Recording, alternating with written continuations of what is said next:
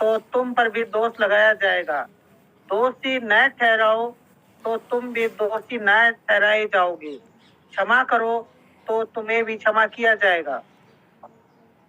इस वचन के लिए प्रभु का हम धन्यवाद करते हैं। मेरी जिंदगी में पहली बार मैंने इस वचन को सुना और इस वचन को सुन करके मेरे अंदर से एक बहुत, जैसे हम पढ़ते भी है कि परमेश्वर का वचन मतलब ऐसे है कि तलवार के समान है, वो काटता है तो पीछे से भी काटता है, आगे से काटता है। परमेश्वर का जो वचन है वो दो धारी तलवार है, आगे से भी है और पीछे से भी है।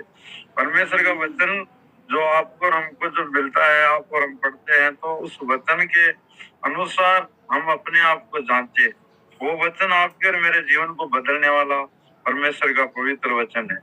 जब 2007 में हमने प्रभु यीशु मसीह का वचन सुन के जब मेरे मन में ऐसे आया कि मैं इसी वचन के अनुसार मुझे जीवन जीना है, तो मैं आसे पासे पता किया, कभी कोई पता नहीं चला, मगर एक रेडियो हमारा माध्यम हो गया। फिर बिहार जाकर मिले, फिर एक हमारा भी राजेंद्र फौजी भाई है, वो भी मिल गया रेडियो के माध्यम से। इस प्रकार हमारी एक संगति शुरू हुई और हमने निर्णय लिया कि जो वचन हमने सुना है, इस वचन को हमें आगे फैलाना है और इस वचन के अनुसार हमें अपने जीवन को जीना है और उस वचन के अनुसार चलना है। तो इस प्रकार हमारा विश्वास दिनों दिन बढ़ता गया और मजबूत होता गया और घर के लोग खिलाफ होते गए और नफरत करते रहे और हमसे जलने लगे और हमारा सब चीज जब जो हम आंखों से देख रहे हैं, वो जो सामने दिख रही है, वो सब हमारे विपरीत परिस्थिति थी।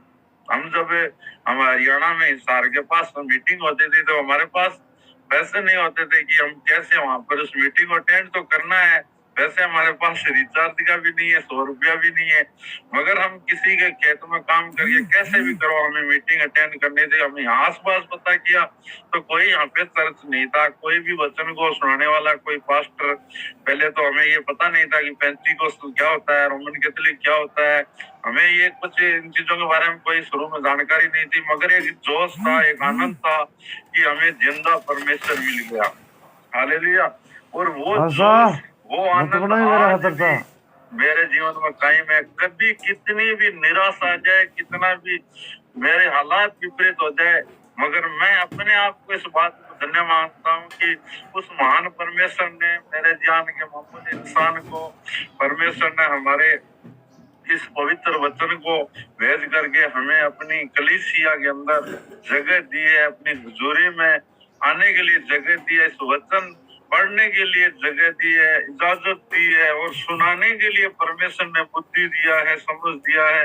और इस प्रकार परमेश्वर का मैं इस बात के लिए बहुत धन्यवाद करता हूँ।